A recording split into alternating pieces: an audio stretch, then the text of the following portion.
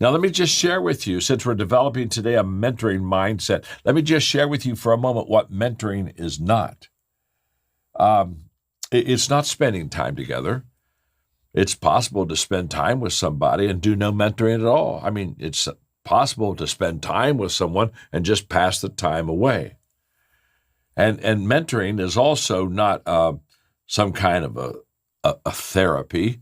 There's a difference between counseling and equipping. Counseling is when I sit with you and we talk about your weaknesses and we try to fix those. And I think counseling is important, but that's not what mentoring is at all. Mentoring is like equipping. See, when I counsel you, I work on your weaknesses, but when I equip you, I work on your strengths. And the way to grow and build people is by equipping them. And so mentoring is not just, me counseling with you with your problems. That's not mentoring you. I want to equip you. I want to build into you and find your strengths and build on them. And by the way, mentoring is just not a one-way street. It's not where I just sit and talk to you and you say nothing. If I had an opportunity, we'd sit down together. I would teach a while, and then you could ask questions. You see, mentoring is really a two-way street. And the word mentor is both a verb and a noun. So what that means is mentoring, if it's a verb, is something that I do. It's all about action. So the verb says, this is what I do, and the noun says, this is who I am. So when you get a picture of a mentor, I want you to see that I am a mentor, and what I do is I mentor you. If you went into my office in my home, you would see a painting that I put in offices wherever I live. And over the years, that painting has moved from one office to another office of mine. But it's a beautiful painting of an older brother painting and a younger brother watching and observing very intently as the older brother is showing him how to do this. And I love it because it's a picture of mentoring somebody, that's young and pouring into their life. So as you develop a mentoring mindset, I want you to ask yourself this question. Is this what I do? Do I mentor people? If so, that's a verb. Is this who I am? I am a mentor. That's a noun. And the reason I'm doing this mentoring lesson with you anyway is that we had a discussion in my mentoring session with Johnny Cash, and he was talking to me, and he has such a mentoring mindset that when I thought about him and his hunger to be mentored, I thought, I'm going to kind of pass off to you what I see in him. So let's get going. A mentoring mindset, number one, has a passion for growth.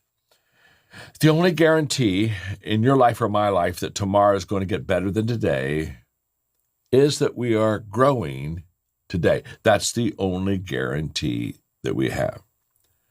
And so a mentoring mindset is a person that says, I not only want to grow, but I know I need people to help me grow.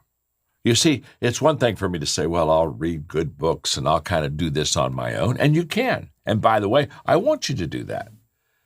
But for you to really develop your leadership potential and be successful like you want to be, you really need to have people walk into your life, speak into your life, interact with them, learn from their perspective and from their experiences. Wow. That's what you want. I can still remember I had an opportunity to be mentored by a great leader known in America as America's greatest coach.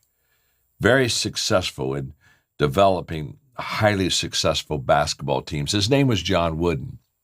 And I remember I had an opportunity to have one mentoring session with him. And I realized that my goal was to have the one mentoring session with him in such a way to impress him that he would ask me to come back again. And so he had written 6 books at that time. So over the next month, I read all 6 of the books. And out of his books, I wrote on a legal pad questions I wanted to ask him, and by the time I flew to Los Angeles, I had 5 pages of questions. We sat down to breakfast that day, and our session was to be just an hour and a half.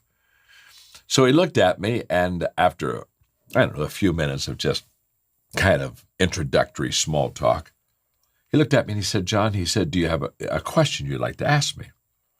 I said, well, I sure do, Coach. I said, I have them in my briefcase. Can I pull them out? He said, sure. So I reached in my briefcase. I pulled out my legal pad, and the first page was full of questions. And he looked at it. He said, oh, my. He said, you have a lot of questions for me. And I said, well, these aren't all the questions. And I turned the second page, and the third page, and the fourth page, the fifth page, 5 pages of questions.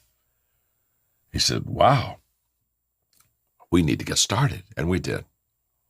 We not only had a great breakfast, but then he asked me to go over to his place where he lived. And I stayed at his house until 4:30 that day. In fact, at 4:30, we had just finished the first page of questions. And he said, John, could you come back? You still have pages of questions that we didn't even get to. And I said, I sure can. And that began a 14-year mentoring relationship.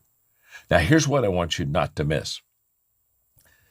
I had a mentoring mindset. My mindset was basically, I need to ask him some questions, and I have more questions than he can ask in one setting. So how do I distinguish myself so that he'll ask me to come back again? You see, people with a mentoring mindset, there's a hunger and a passion for growth that they have. I see it all the time in Johnny when he looks at me and I'm mentoring, and he'll say, well, John, how can I get better? And then how can I improve my company? And oh, by the way, John, send me everything you have right now. Could you send me all that stuff? He's so hungry to learn. Why? Because he has a mentoring mindset. The second characteristic of a mentoring mindset is that people that really want to be mentored, they continually desire to add value to other people. You see, we have a choice in life. We can either be a river or a reservoir. Now, a reservoir, it holds water. A river releases water. We can either in our life take the things that we learn and hold it just for ourselves and be a reservoir, or we can say, everything I learn, I'm going to be like a river. I'm going to pass it on to others. People with mentoring mindsets, they have a continual desire, a passion just to add value to others. And so therefore, that passion, that desire, that what Napoleon Hill called the starting point of all great achievement, he said, is desire. That passion, that desire allows us to continue when times get tough, not stop when other people really want to quit.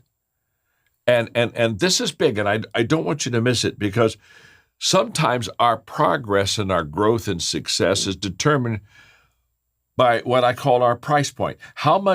What kind of a price will I pay to achieve what I want to accomplish? And many people, they stop their journey because they are unwilling to pay the price anymore. On my journey, my desire for personal success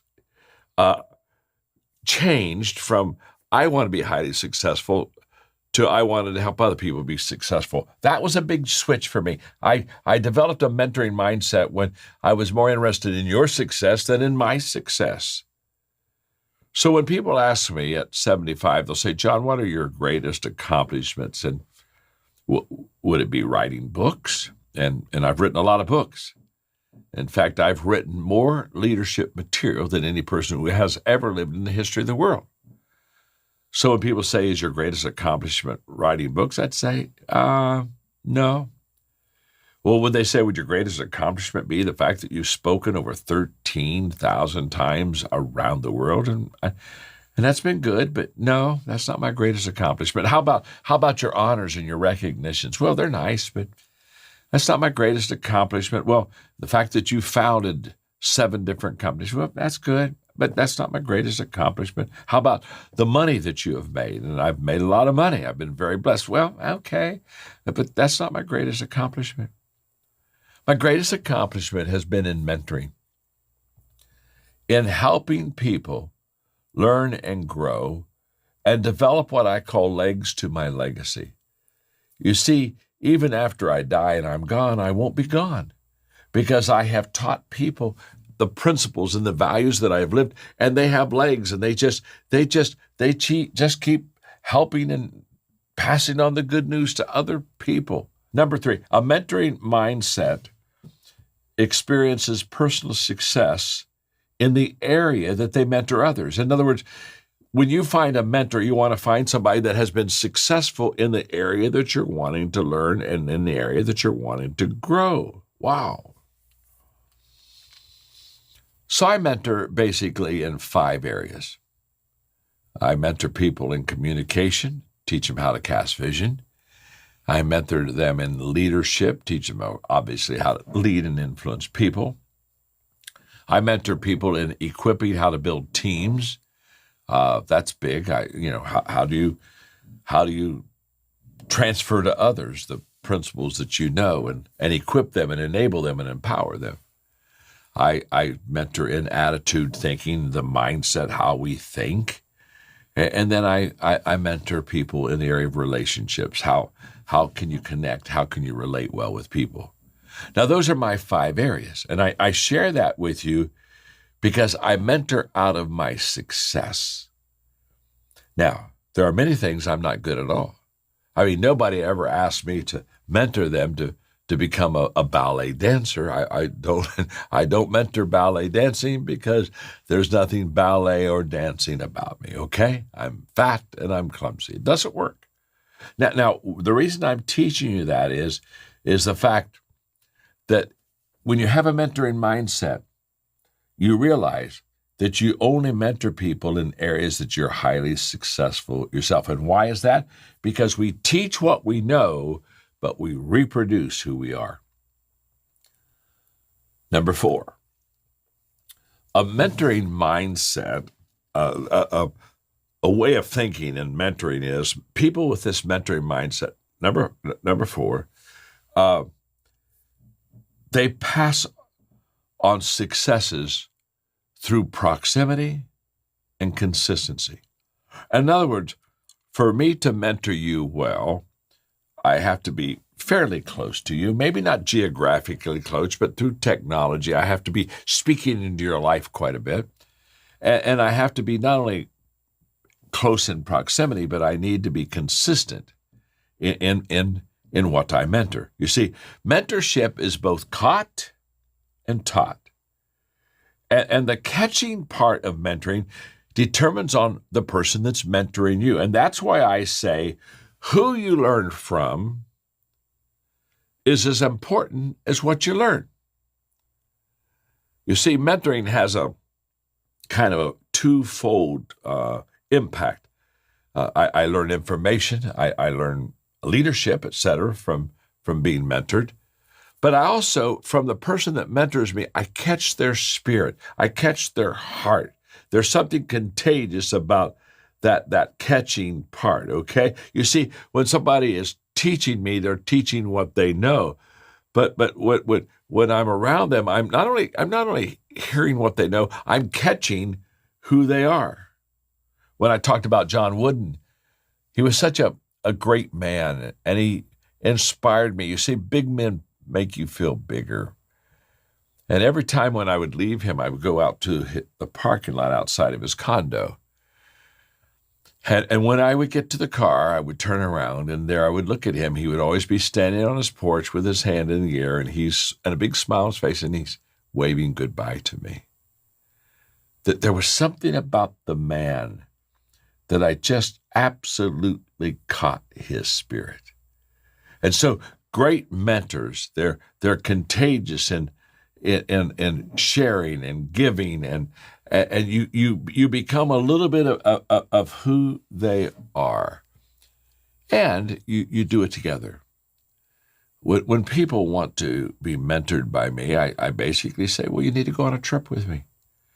The other day, Johnny Cash and I were talking, and I said, Johnny, you need to go on a trip with me. He's going to go with me very soon on a trip, and we're going to be together, and he's going to be able to see my vision because he's going to watch it before his own eyes, and I'll be able to kind of do show and tell with him in that process.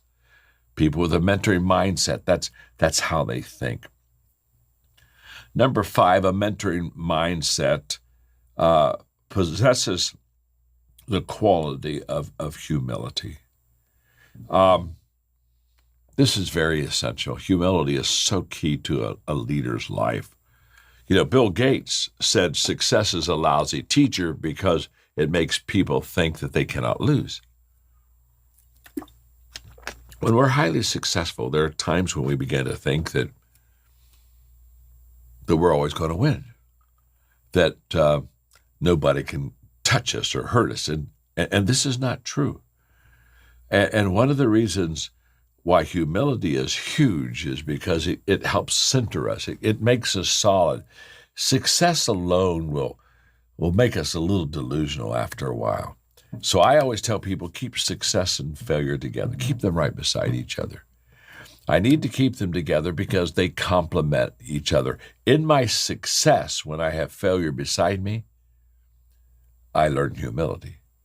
And in my failures, when I have success beside me, I learn resiliency. And resiliency gets me back up when everyone else quits and is tired. And humility in my success makes me teachable and keeps me having a what I would call just a heart to really learn. I have found that humility is a very important quality for people to embrace. And so many times in like direct marketing companies, all we talk about is our successes, and I want you to be very successful. Of course I do. And there have been so many that are successful in your company. But I tell people all the time, you don't talk enough about your failure. You see, if I was in your business, I would not only talk about my wins, I'd talk about my losses. I would talk about the times that I didn't recruit somebody or that I recruited the wrong person. And why do I do that? Because when I talk about my successes, I inspire people. But when I talk about my failures and have a sense of humility, I impact them. They look at me and they say, wow, look how successful he is, and yet he's had these losses, he's had these misses, he's had these failures. Yes, I have. That is very, very true. Number 6, what I have learned also is that values, if you have a mentoring mindset, you are always looking for people to have what I call values capacity. And you encourage them to have good values, and you encourage them to reach their potential. Great mentors are always wanting to improve themselves, and great mentors are always wanting to improve others. You see, we judge ourselves by our potential, but others judge us by our performance. And what you got to do is you kind of close that gap between my performance and my potential. John Wooden, back to my mentor, who was a great basketball coach, he would watch players during practice not always give him 100%. Maybe, I don't know, maybe they were tired. Maybe they had an exam last night. I don't know. Maybe their girlfriend broke up with them. I don't know. But instead of giving 100%, they're only giving 80%. And John Wooden would come to them and put his arm around them, and he would say to them, "A little tired today, aren't you?" "Yeah, coach, I'm a little tired." "You're not giving me 100%. No, probably 80. Okay. And then he would say to them, "Here's what I want you to understand. I know what you're thinking. You're thinking, I'll only give 80 today, but tomorrow I'll make up for it. Tomorrow I'll give 120. And he said, "I want you to know, you can't give 120%. The best you can ever give is 100%. And anything less than that, you lose it forever. So you never make up tomorrow what you didn't do today." He was trying to stretch them as a mentor to reach their capacity, to get to the level where really they could achieve great things. I wrote a book called No Limits a few years ago, and in that book it says that if you want to reach your greatest potential, 3 things have to happen. You have to be self-aware. You have to be aware of yourself, because you can't grow yourself unless you know yourself. You can't fix something that you don't know is broken. And so self-awareness is essential to the capacity of people reaching their potential. And then giftedness is so important. The more gifted you are, the more strengths that you have, obviously, without any question, the more successful you'll be. And then it's the choices. It's the choices that you would make. And so whatever my capacity is today, that's what my potential is tomorrow. And so I sit down and I help people understand there are different areas that you need to be stretched in. You need to be stretched mentally, emotionally. You've got more capacity for energy, for relationships, for leadership. I just read the other day that people only hit about 40% of their capacity. Wow. So great mentors, they try to help you to maximize the potential that you have. Finally, the last thing I want to say about having a mentoring mindset is that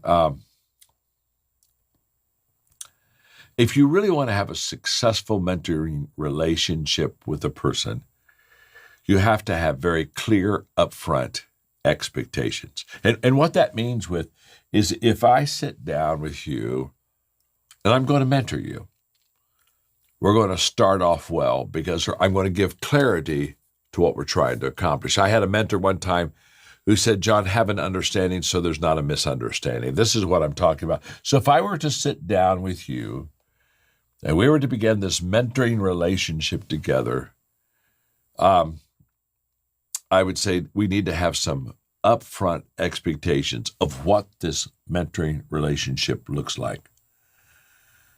So I would have what I call we expectations. We means you and me, both of us. And what that would be is the fact that we both have an understanding. We both agree that as we go into this mentoring relationship, this is what we want. And what we would agree on would be things like, if we get together, we will maintain what I call an ROI, a return on an investment agreement. And what I mean by that is the fact that if I mentor you, it's got to be a win for you, but it also has to be a win for me. You don't continue a mentoring relationship when one person wins and the other person loses. Relationships don't last long that are one-sided. And so we have this upfront expectation that we will make each other better. I'm looking at you as I mentor you, and I'm saying I expect to make your life better. But I also expect from you, even though I'm mentoring you, I expect my life to be greatly enhanced also. So we have what I call we expectations.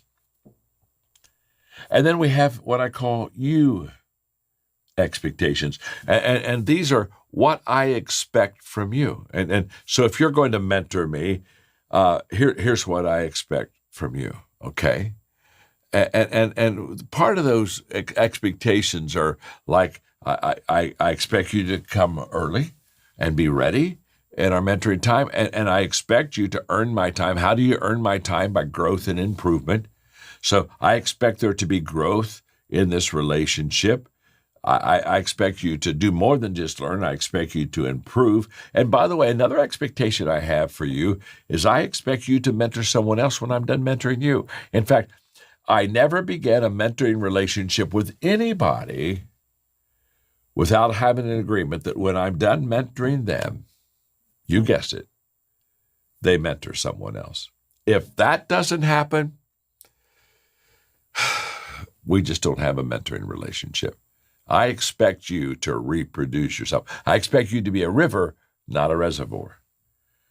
And then there are some expectations that you would have of me, just like I expect you to meet these expectations. You could look at me as your mentor and say, well, John, here's what I expect from you.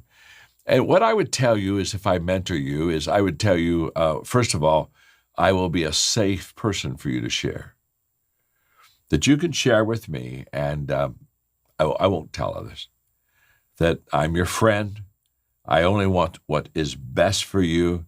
And I think that the foundation of a mentoring relationship is security and safety.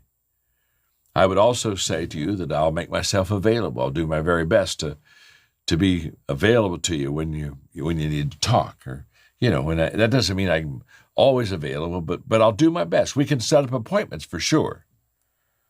And that I also promise you in this relationship that I will give you my best, that I really will. That I'll give you my best, that you'll never get just a part of me, you'll get all of me, and that I will look out for your best interest. Mark is the CEO of the John Maxwell Enterprise, and Mark was sharing with me that during this crisis time that I'm mentoring him a little bit differently.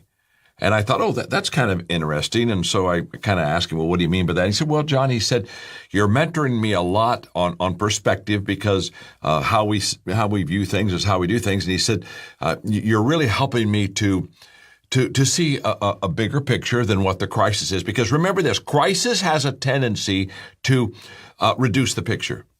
It has a tendency for us to begin to go inward and say, oh my, it's happening to me, and it's probably the worst thing that's ever happened, and nobody's probably ever gone like this and gone through this before. And so Mark said, John, you're just constantly keeping a big picture perspective during the crisis for me. He said, secondly, you're just helping me with creativity. And the creativity is the fact that we've all had to change. A business is not as usual. In fact, for some businesses, not, period. So how do we get creative, and what do we do when we can't do business as usual? So he said, you're helping me with the creativity. And then he said, thirdly, you're helping me balance realism and optimism. And, realism without optimism is so discouraging that we instead of leading together, we're going to have a wake together. And optimism without reality is pie in the sky. And there's that's not even right for a leader to do that. In the fact of you have to give people not only a hope, but you also have to help them. And the hope is in the optimism, but the help is in the realism. And so he said, you're helping me with that balance there. And then he said, what's probably biggest difference is you're less instructive in your mentoring right now, and you're just more available. In other words, I'm just basically saying, Mark, this phone is, you call me at any time. Whatever comes up, I'm just here to help you. And so I almost called this lesson mentoring during a crisis. And then I thought, you know what, that's a little too small. I've got to get a little bit bigger here. We are mentoring right in a crisis. I'm mentoring you today in a crisis. But there's a bigger picture there that not only will help us today in the crisis, but will help us tomorrow or when we're out of this.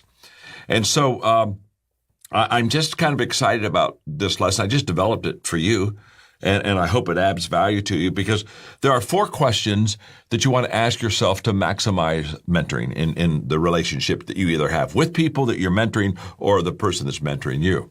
Here are the questions. Number 1, who mentors me? That's very important. It's not only what they say, but who says it. Now, all 4 of these questions I'm going to come back and teach on. Number 2, when do they mentor me? And the reason, obviously, that question is there is because timing is very important. And there are times when we're more receptive to mentoring than others. For example, during a crisis, we're much more receptive to what leaders have to say when we're in trouble than what they have to say when we seem to be going along real well. Question number 3 is how do they mentor me? I'm very excited about sharing this with you because I think this is meat and mentoring that very seldom any of us ever get. So I went inside myself a lot on this, and I just said, okay, how do I do it? And intuitively, how do I share with you how to really mentor people to get a maximum return for that person that you are sharing with? And then question number 4, how do I maximize the mentoring? How do I maximize the mentoring if I'm mentoring you? How do I maximize the mentoring if you're mentoring me? In other words, after we're done, we're not done. And that's the thing I think so many people never realize in success. They think that, okay, I just finished that, and they don't really appreciate nor value nor understand the return on what I would call sustained thinking. In other words, when everybody else is done thinking, if you'll stay with that thought a little bit longer, the odds are very high that you're going to get a better thought than the people that just kind of said, well, we're done. Anyway, so those are the 4 questions, and I think that this is going to be helpful. And so thanks for being with me. And I hope you enjoy it. I hope I help you. I hope you pass it on to others. So let's go to question number 1. Who mentors me? I want to give you some questions to ask in picking the person or making sure that the person who mentors you is the right person, because you see, there is the information that's given in mentoring. I mean, the knowledge that's passed on. But the reason that who is very important is that there's also a spirit in mentoring. There's an attitude. There's a soul in mentoring that really has us to stop and say, it's not only what I'm learning from this person. In fact, to be honest with you, I think every person is my teacher. And so whenever I'm with anyone, no matter who they are, no matter where I am, I'm always in kind of a student mode, because I know they have something that if I'm listening, asking enough questions, they're going to teach me. So that's for everybody. I mean, everybody can be a teacher to us. But when it really comes to somebody mentoring us, that who question is really an important question, because that there's the contagiousness of mentoring is more in the spirit of the person that mentors you than in the words that they give you. So here are the questions. Very simple. Let's go. When you're picking somebody to mentor you, have they been successful? Okay. And just to be honest with you, I really don't have much desire to have somebody mentor me that hasn't excelled in the area that they're mentoring me in, because I want them to be better, farther, smarter than I am. By the question, have they been successful, just put the word experience there, okay? Because that's an experience question. I mean, that's somebody that has had a track record of success under the belt. Question number 2, are they right now successful? Now, this is a little picky, but I think it needs to be mentioned because just like you put experience by the first question, put relevance by this.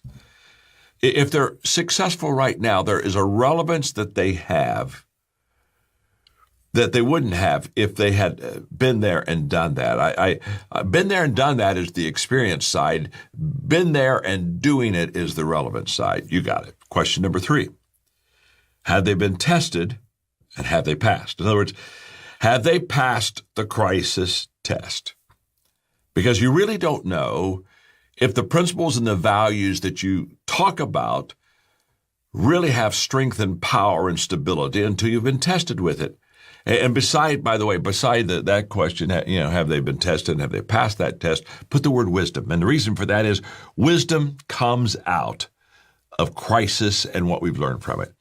Wisdom doesn't come out very seldom of the easy days we have. Wisdom it's forged out of that crisis that we go through, that through that, it's more than what we know, it's what we experience, it's all put together. That's where you get wisdom. Question number 4, are they continually growing?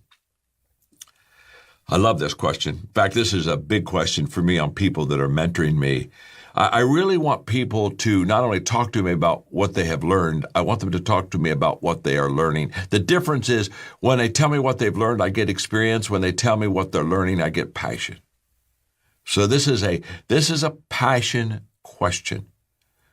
I want to be mentored by a person who is doing it right now and they're growing right now. And there's something about the contagiousness of that in a mentoring role that is absent with a person that has grown, but they stopped growing. In fact, I can still remember a very important mentor in my life, very important mentor. I can still remember the day where we sat down and we were in a mentoring session, and all of a sudden the realization, it just hit me like a brick. It just hit me. We're having this mentoring session, and I look at this person that I greatly love, who has helped me in incredible ways, and I say to myself, they've stopped growing. They're repeating themselves. I was sad all afternoon because I had just outgrown my mentor. And that I just never wanted to do that. I always wanted that person to be ahead of me, before me, bigger than me. So that's a great question. Are they continually growing? And the next one, are they emotionally grounded? I not only want somebody that has all the qualifications I've talked to, but I want somebody that's solid. And the reason I ask the question, are they emotionally grounded? Because I'm giving you one word by the questions. That word's perspective, by the way, is because dysfunctional leaders, and we're getting more dysfunction in leadership and in our culture all the time. Dysfunctional leaders lead out of their issues instead of out of a good perspective. You show me a person that is emotionally challenged and dysfunctional, and I'll show you a person who leads according to what their needs are, not according to what the big picture is. So are they emotionally grounded? Question number, 6, which 1, 2, 3, 4, 5. Yeah, 6. Question number 6. Are they my sponsor? Now, I'm going to have to explain that one because there's a difference between a mentor and a sponsor. A mentor is pouring into my life and helping me, but a sponsor is doing more than pouring into my life and helping me. They're backing me up. They're in my corner. They fight my fights for me. The word by sponsor is the word commitment. I've had a lot of mentors. I've had very few sponsors, but I've had a few. In fact, about a year and a half ago, Tom Phillippe Sr. passed away, and he was a huge sponsor from the time I was 33. I mean, for about almost, not quite, 40 years of my life, he was my sponsor, which meant when I was a young leader, he carried weight for me. He paved the way for me. He was the John the Baptist. He fought for me when I wasn't there. He was always in my corner, and he was more than a mentor. He was a sponsor. He basically said, that's my boy. And you can't touch him, and I'm going to protect him, and I'm going to serve him, and I'm going to constantly look out for him. And if he's with me or if he's not with me, doesn't matter. It's my boy. We're all fortunate if we can have a few sponsors in our life. I've been very blessed. I've had a few, not a lot, but boy, the few I've had made a big difference in my life. The last question goes back to really why I ask who is mentoring me, and that this question's huge, and that is, do they have a greatness that's bigger than their work? Now, you don't hear about this when we talk about mentoring. This is seldom ever discussed, but I'm telling you, it's absolutely essential. This is going back to who mentors me. Most of the other questions I've asked really are questions that we quite understand. But this one, that their greatness is bigger than their work. I'm talking about, what word do I use for that one? Their spirit, the persona maybe, but I think persona gets too wrapped up with charisma, and I don't like that because that's not where we're going here. Let me. I think I can illustrate it maybe better than even give you the right word. I had the privilege for about 12 years to be mentored by John Wooden. Life-changing. If I had to list mentors, he would be at the top of the list. And he taught me incredible things. I just live everyday principles he taught me in leadership.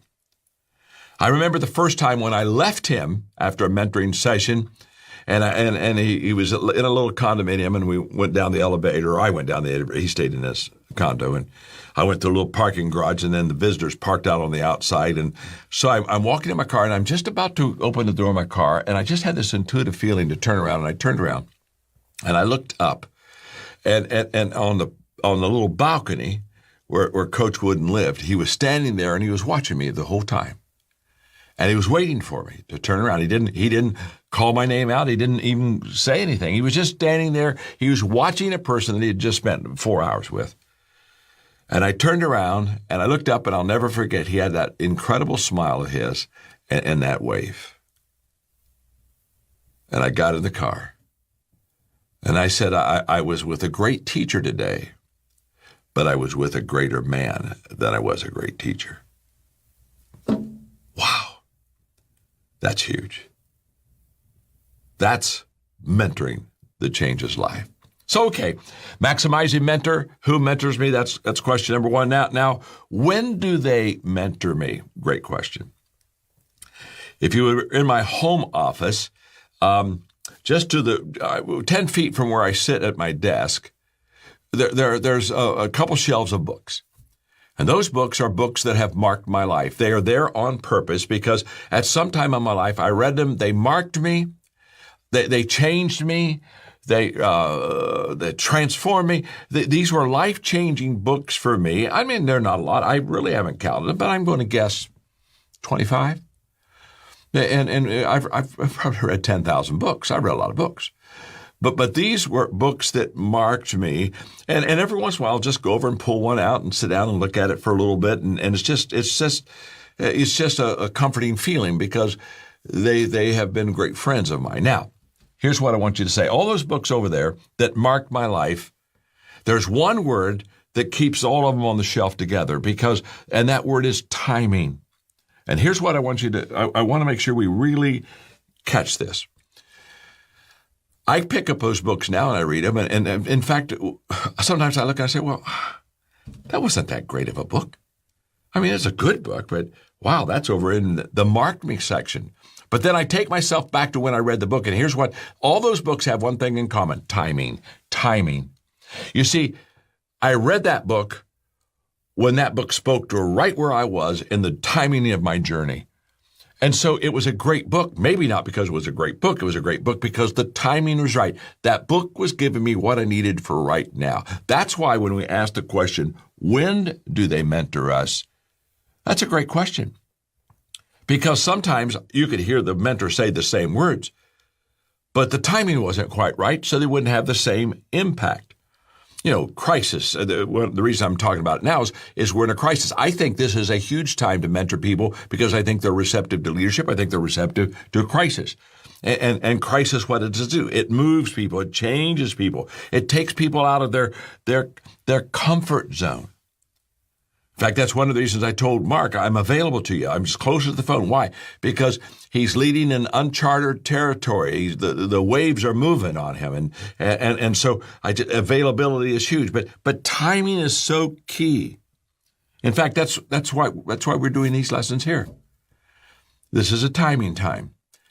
We're all looking for answers. We're all looking as leaders for resources. I mean, the things I'm giving you, I'm assuming you're not only applying them to your life, but you're passing them on. That's why the John Maxwell Enterprise is making this available to you. It's a timing issue. When do they mentor?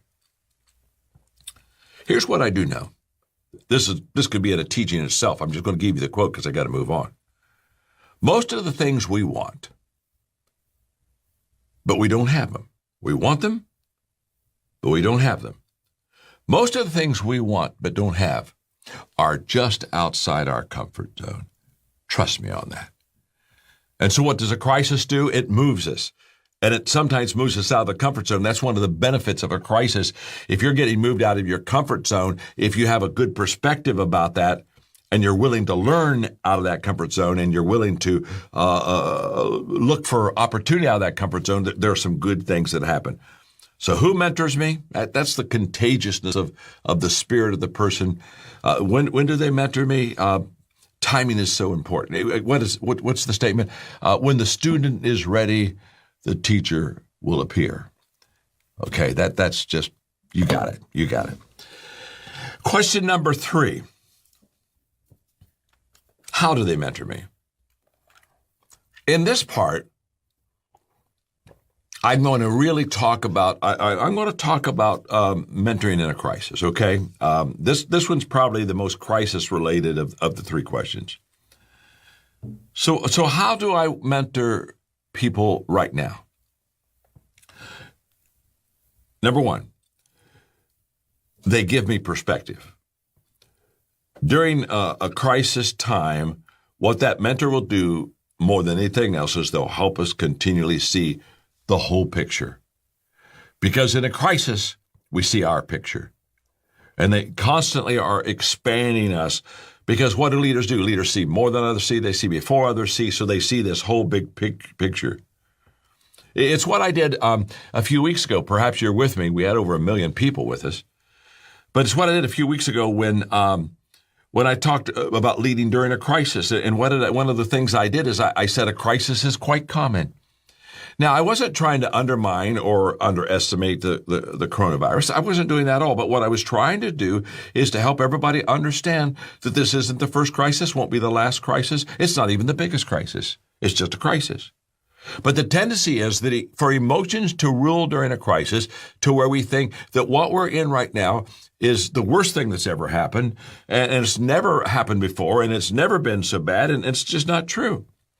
My good friend Simon Sinek, we were texting back and forth the other day, and he said, John, listen to this, and he sent me a great podcast. And basically on it, he was talking to his team. And one of the things he said is, he said to them, these are not unprecedented times. In other words, I want you to know, Simon's saying to his team, don't ever think that like this is the biggest, worst thing that's ever happened and I happen to be living during it and I'm right in the middle of it. You see, when we're in a crisis, the number one question people are asking right now is how do we get through this? You know, my gosh, how long is it going to last? How am I going to get through it? Am I going to make it? See, the question shouldn't be, how am I going to get through this? The question should be, how am I going to get better because of this? How am I going to improve? When the crisis is over, do I come out better or do I come out bitter? And wow, that's a huge issue. And so I want to get perspective in the crisis. I want to make sure that we have reality, but we also have hope. Alan Malawi, a wonderful friend, was the CEO that turned Ford Motor Company around. I mean, it's an incredible story. I think it's called the book, The American Dream. I read it. It's a thick book, but it's an incredible story. And when they were bleeding billions of dollars and Ford was in trouble, and there was a lot of emotion, and they were in a huge crisis. And Alan Malawi's calming influence through all of this. I mean, every day they're checking to see where they are, and are they going backward still, or are they starting to slow the tide down? And his phrase he continually used was, "It's okay, it's okay, it's okay. We're going to make it. It's okay. It's okay." Well, all Alan Malawi was doing is he was just giving perspective. He was not only giving perspective, he was showing perspective in a crisis. So how do they mentor me? Well, the first thing, they give me perspective. Number two, they share out of their personal life. Now, this one I just am passionate about, and I want to do a good job. I hope I do a good job for you. What I'm saying here is when I talk about they share out of their personal life, most mentoring is telling, where if I'm mentoring you, I sit down and you would maybe ask questions and I tell you what I've learned and those type of things. And kind of telling is where you sit down and I tell you what I think you need to know. Sharing, and we're talking about sharing out of our personal life. Sharing is where instead of you sit down and I kind of tell you what I think you probably need to know. If I share with you, I say, you know what, just here, sit right beside me. Sit right beside me, okay? And I want you to sit beside me because I want you to experience what I experience. I want you to feel what I feel. I want you to see what I see. I want you to watch me as we're in this crisis. It's the power of proximity to a great extent, but sharing basically is inclusive. It's not, I know something you don't know, I'm going to teach you, although mentoring has that, no question about it. It's kind of like, I'm going to let you on the inside. I'm going to let you see me. It's what I tell communicators all the time. And leaders, do you want fans or friends? If I want fans, I'm going to constantly make sure that my level of excellence is so far above yours that you just can applaud me, but you can say, wow, that man is amazing, but I can never achieve what he achieves. That's the kind of leader that wants fans. If I want friends, I'm going to walk slowly through the crowd. I'm going to have this sharing spirit. I'm going to basically say, Come with me. You can see me. You can see me in my strengths. You can see me in my weaknesses. You can see me with my questions and doubts. You can see me when I'm strong. Just here, sit beside me. Sit beside me. That's powerful mentoring. And in this crisis, that example that you show people is just going to be huge in really developing them well. So, when I have you sit beside me, there are three things I'm going to just make sure that you partake in this journey. One is the source of my strength. If you sit beside me, I want you to see me go to the source. Now, I'm going to have to stop here for a moment and just say you know this already, but I really always try to keep fairness with all of my friends because I love everybody unconditionally. people that don't have my viewpoints, people that don't have my faith. It doesn't matter. You couldn't stop me from loving you if you tried. Okay, I love you unconditionally, but I am a person of faith. So if you were with me, I would take you to my source of strength. I would take you to the well that I go to where I draw the water. And for me, it's my faith. It's my relationship with God. Every day I'm reading Psalm 112. And the reason I'm reading it is because it's fantastic. And I not only read it, but I pray it. And again, let me just say to you, just close, put your fingers in your ears. You don't want to hear this, but I'm only going to be here for a moment. My name's John. You know you can trust me. I'm your friend. Always have been your friend. But when you read Scripture, it's wonderful. But when you pray Scripture, you put yourself in it. You put yourself in it. And I'm just going to just give me a moment, because in Psalm 112, and I'm not going to read all of it. I'm just going to read just a couple, 3 verses. When darkness overcomes me. Now, see, I'm praying this. I put myself into the Scripture now. When darkness overcomes me, light will come bursting in. I will be kind, merciful, generous, and fair as I conduct my business, so that all goes well with me. I will not be overthrown by evil circumstances. God's constant care for me will make a deep impression on all who see it, and I do not fear bad news, nor live in dread of what may happen, for I have settled in my mind that God will take care of me. And that's why I'm not afraid, but I can calmly face my foes. I will give generously to those in need. My deeds will not be forgotten, and I shall have influence and honor. I love that. I have settled in my mind that God will take care of me. That's my source of strength. In fact, when I am with my beautiful friends that I dearly love, and they're not people of faith, sometimes I look at them and just say, I just wish you had my faith. I'm not trying to convert you. I just wish you had my faith. Because that's where my strength is. That's where my peace is. That's where my joy is. I mean, if you have something that helps you, you want it to help others. And so anyway, I'm done. I'm done with that. I'm just saying to you that in mentoring in tough times, as they sit beside you and you're sharing, you got to let them know where your source is. And your source may not be God. It may not be Scripture. But what's your source? Where do you go for strength? Because you have to have a source that anchors and stabilizes you so you can do that for others. You cannot give what you do not have. Just can't do it. The second thing that I want to do when I'm mentoring a person during a crisis is I want to share with them what I'm experiencing, my emotions. I want to be raw with them, and that's why I want them beside me. See, if I teach them later, I may skip some of my negative emotions, because can I tell you, for example, with the coronavirus, I was over in Israel when it started hitting the world and hitting the United States, and my first emotion to this was anger. I was just mad.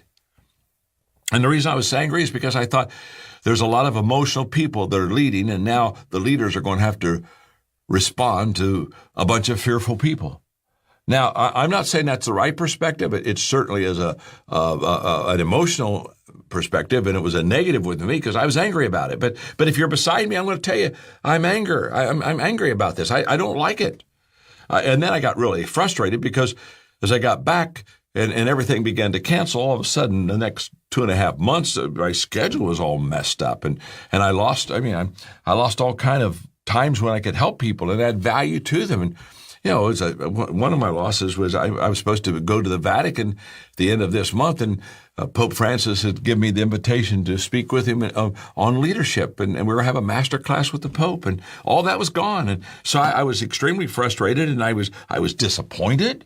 Okay. But I had positive emotions too. I was invigorated. I don't mean this unkindly, but during a difficult time, the darkest time is when the leader goes, touchdown, hello, this is why I'm born, this is what I do. This is what I was born for this. So it's invigorating me because it keeps me in my leadership zone all the time. And I have creative emotions because I know there's an answer. So I'm looking for that answer. And I'm grateful right now because I have forced rest time, and it's helped me with my health. And I have a book on transformation, Change Your World, that I've needed to write. And now I've got time to write it. So anyway, But let them sit beside you and let them feel the emotions that you're going through. They need to see that. They need to see your good days, but they need to see your bad days. Remember, people don't want a perfect leader. They want an authentic leader. They'll connect with you. If you want to impress people, talk about your success. But if you want to impact people, talk about your failures. They'll let them in the seat beside you. Let them be close to you at this time. So I'm going to share with you what my source is during difficult times. I'm going to share with you what I'm experiencing emotionally during these difficult times. And the third thing I'm going to share with you is what I'm learning. Because there are tremendous lessons to be learned, and I'm working real hard every day saying, okay, what am I learning? So when somebody comes and says, they talk to me about a failure in their life, I care for them, so I listen to their failure. But honestly, as soon as they're done telling about the mess up they've had in their life, the question I have for them is, well, what did you learn? Because the value of failure is us learning something that changes us. So, I started putting some things down on my notes on what I'm learning. I don't have time to give all of them to you, but let me just give a few of them. For example, a crisis will prioritize for us what we won't prioritize for ourselves. That's true. That this coronavirus has taken all the stuff that we've been doing, and it's just very quickly said, okay, now what's really important? What's really important? I mean, whether it's going back to values and family, or whether it's going back to relationships we have in life. I mean, what's really important? A crisis just moves us around, and all those priorities, some of those things that we thought was so important, we're realizing now that wasn't that important. So if we don't prioritize our life, then a crisis or something difficult has to come to kind of shuffle us around so we could look and say, what's really important to me? Another thing I'm learning is that uncertainty causes really more stress than bad news. I give the analogy of going to the airport and wanting to catch a plane when we could go to the airport and get a plane. And so you get there and you get to the gate and you realize the plane's late and you have maybe a connecting flight. And so immediately you ask yourself, can I still get on this delayed flight and make my connecting flight? And so for maybe the next 15 minutes, you're just kind of uncertain, and your stress level goes up because you're not really sure this is going to take on time, and everything's in the air. Everything's uncertain. You just don't know. Well, let's say they all of a sudden come over the intercom and they basically say, look, this plane now is going to start even later than we thought. And so they give us a time. And the time they gave us, we realized, oh, okay, that's horrible news. I'm not gonna make that connecting flight. But the stress level goes down when you know you're not going to make the connecting flight. The bad news is less stress on you than not knowing what's going to happen. Because now that the bad news has happened, you say, okay, now I've got to make alternative plans. It's back into my control. Uncertainty, what makes uncertainty so difficult for us is that it's out of our control. We can't do anything about it. Another lesson that I'm just loving and learning and teaching is that respect is gained on difficult ground. It really is. If you're a leader and you lead well during this crisis for your people, can I tell you something? When you come out of that crisis, the respect they have for you will just heighten. The highest authority is not positional authority, it's moral authority. And moral authority is truly when you have been proven, tested, and you have done extremely well. After a while, you have an authority that's beyond any kind of legal ramifications. You have an authority that people just say, I follow that person because they've been tested and I've watched them being tested. If everything worthwhile is uphill, and it is, and it looks like this during a crisis, it's like this. Well, let me tell you something. If you can get through that crisis and lead through that crisis and help people get through that crisis, you're going to gain respect.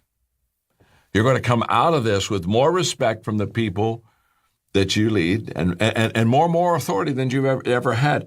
Another lesson I'm just practicing every day is it's from the scripture, but it doesn't matter. It applies to you too. And that is give thanks in all circumstances. Boy, that's a relevant word, isn't it? Give thanks in all circumstances. It doesn't say give thanks because you're in a bad situation, but just give thanks because you're in it. In all circumstances, no matter what it is, because it's going to, with the right perspective, it's going to make you and I better. Boy, a lesson I'm learning right now is a crisis lets me know that if my living and my talking match. I write books, I teach, and I give principles out. But when a crisis comes, all those things I teach that just sound good that you write them down, they're getting tested now. I mean, are my values truly great values? It's going to be tested during the crisis. Are my principles and the truth that I teach and embrace, is it real truth? Wow.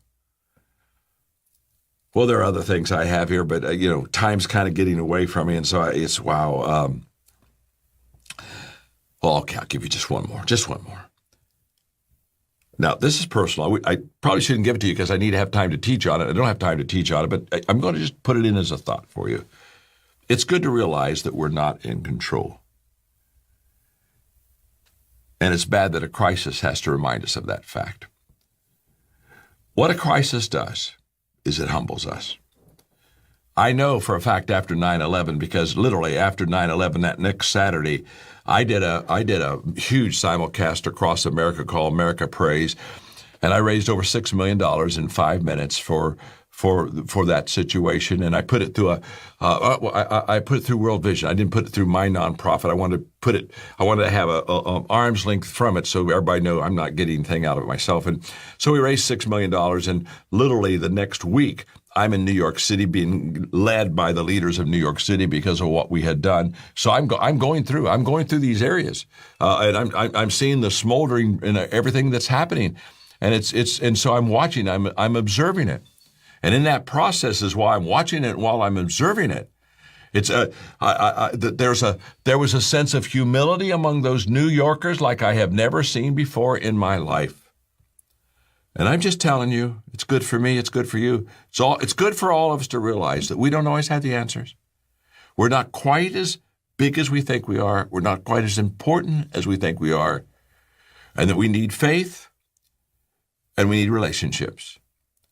And that we are our brother's keeper. These are just things that center us and get us back to basic good values that are valuable. Okay, let me just wrap this up with the last question, okay? We've asked 3 maximizing mentoring questions. Who mentors me? When do they mentor me? How do they mentor me? I hope this is really helpful to you. I'm enjoying teaching. I hope it's applicable to where you are. Question number 4 is, how do I maximize the mentoring? And so what I'm going to share with you is 3 things, and because of time, I don't really have a lot of time to get into this. Maybe on another time I'll go deep in it. But I'm going to give you 3 words, and if you'll remember these 3 words and practice them, you'll maximize every mentoring experience you have. The first word is preparation. The second word is reflection. And the third word is action. Preparation, all's well that begins well. You preparing before you meet the person that you're mentoring is going to make a huge difference in their lives. I remember the first time I had the opportunity to have a mentoring session with John Wooden, my question more than the other question was, will it be a good enough session that he will ask me to come back and do another session with him? I read every book that he had written. I wrote down questions for him on a legal pad, 5 pages of questions. When I flew out for a 2-hour breakfast at his favorite breakfast place, we sat across each other in a booth. We had small talk for 10 or 15 minutes. He said, John, do you have any questions? I said, I sure do, Coach. I reached in my briefcase. I put my legal pad on the table in front of him. He saw the whole page was full of questions. He looked at me and said, oh, my, you've come prepared. You've got a whole page of questions. Are those all for me? I said, well, yes, they are, but those aren't all the questions. He said, what do you mean? I turned to the second page. It was full. The third page, it was full. Fourth page, it was full. Fifth page, it was full. I said, I have 5 pages. I've got a lot of questions. You're going to really be able to help me. I know we can't get through all of them, but can we get started? He said, well, let's get started right now. We got started right now. We left the breakfast table, went to his house by his invitation, and I left him at 4 o'clock that afternoon. And he looked at me and said, John, we're only through page 1. You got 4 pages. Could we meet again? We sure can. Preparation. all's well that begins well. Reflection, all's well that ends well. I had 5 pages of questions, but at the end of that day, I had 8 pages of notes. Now what do? Within 24 hours, I sit down and I take those notes and I begin to categorize those notes. Again, this is a whole teaching in itself. What do I need to apply? And I put all the application stuff I need to apply that he taught me there. And what do I need to change in my life? What did he say that I said, oops, got to do a U-turn here. I was doing that wrong. Or maybe I hadn't even started. I mean, maybe I need to change from not going to going. And so I put all the C's, the change things together. And then, okay, what do I need to teach others? Okay, I put all the T things there. And so okay, these are my application. This is the things I change. These are things I teach. That's all reflection. Now you see, I've got a personal growth program. I'm going to take maybe number 1A, number 1C, number 1T, and I'm going to practice that for a couple of weeks. And so now which brings me to the third word, action. You see, there's no transformation. There's no change without action. So there you go. Those are the 4 questions. You got them. Now what you'll do with them is you'll increase them and make them better than I gave them to you. But I want you to go out and find somebody to mentor during this crisis, or go sit at the feet of somebody that needs to mentor you, and think of these 4 questions and start maximizing your time with people. Why? Because you're important. And the more you maximize what you learned, the more you maximize how you can help other people. Well, my father was my main mentor, and he just passed away on July 4th this year. He was 98. And, all my life he's been spoken into me. And so I was very blessed to have him. And then I've had great mentors. John Wooden, who coached UCLA, the last 11 years of his life, we were very, very close. And most of my mentors have been what I would call seasonal mentors. I needed them for a season because I was going through something. And I think we make a great mistake in mentoring when we think only one person can mentor me and I want only one mentor. And when people ask me to be their mentor, I say, no, I'm not that good. Most things I don't, you don't want me to mentor you in most stuff. I'm not any good at it. I'm only good in a few things. I'll mentor you in what I'm good, but you don't need. So I think it's having a maturity to understand that you need different mentors for different reasons, and most of those mentors will be with you for a season, and that's good. And when you get through that season, you go, you're going to go into another season where you'll need another kind of mentor, no doubt about it. I love that. That's a great way to look at it. A friend of mine just told me, he's like, I have 3 types of mentors.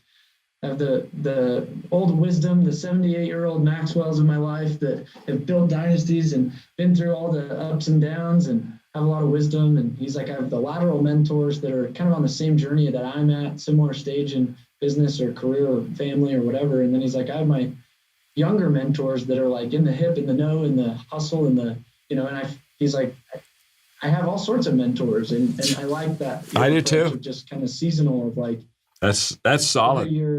What are you?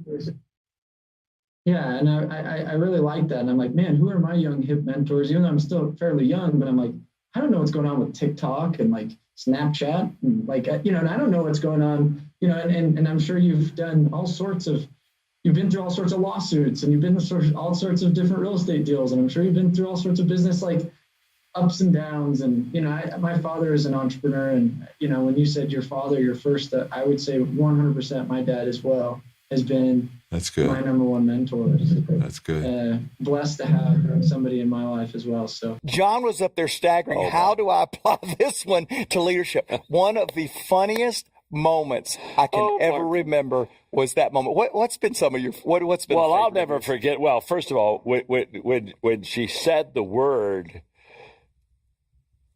my hearing isn't 100%. In fact, I have hearing aids.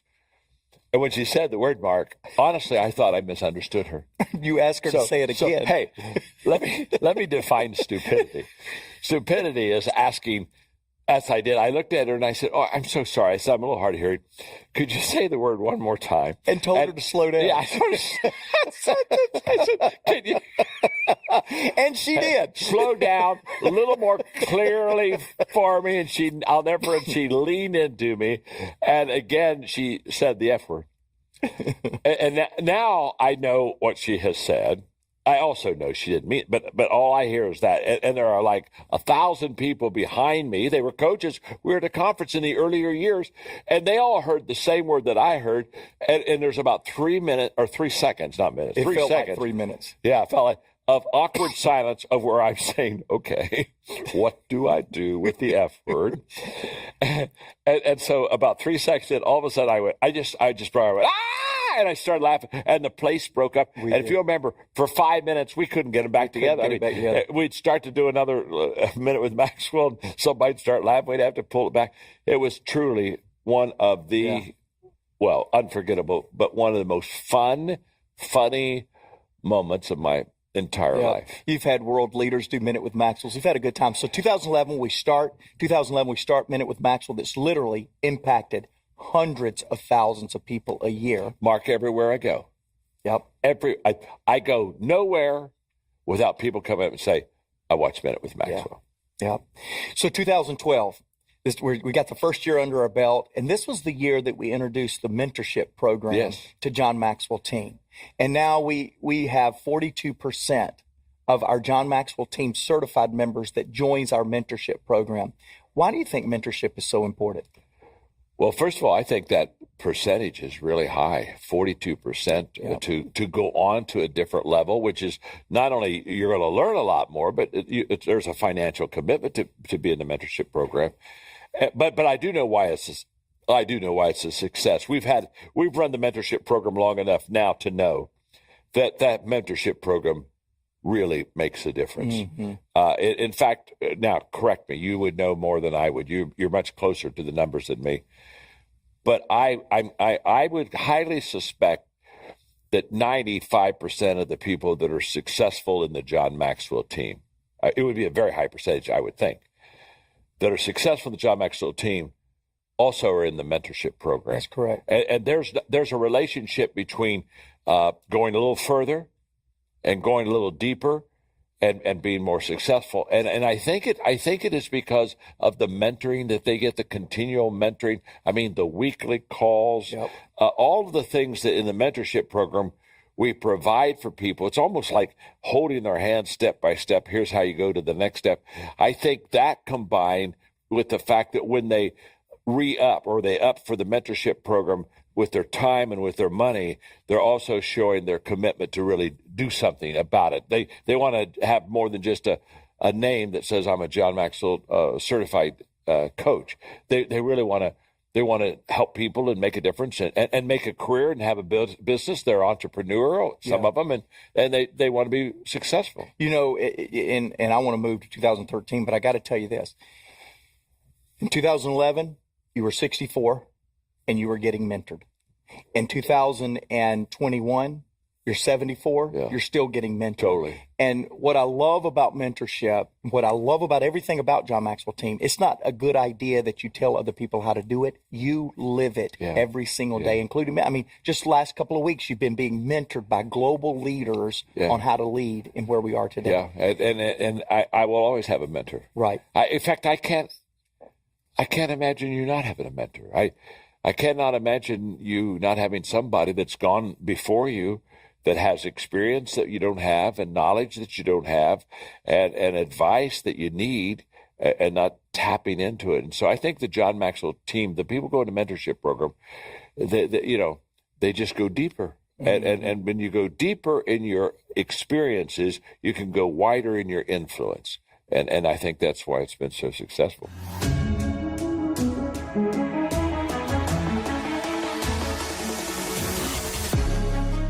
Welcome to the Maxwell Leadership Executive Podcast, where our goal is to help you increase your reputation as a leader, increase your ability to influence others, and increase your ability to fully engage your team to deliver remarkable results.